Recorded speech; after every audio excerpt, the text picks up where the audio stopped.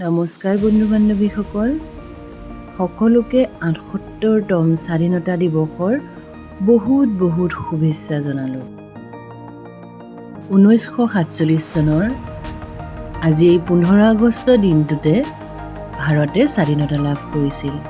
British শাসনৰ পৰা পূৰ্ণভাৱে স্বাধীনতা লাভ কৰা আজি এই ঐতিহাসিক দিনটো আমি দেশবাসীয়ে অত্যন্ত গৌৰৱময় দিন হিচাপে স্মৰণ কৰোঁ আৰু সকলো স্বাধীনতা সংগ্ৰামীক আমি অন্তৰেৰে শ্ৰদ্ধা জ্ঞাপন কৰোঁ।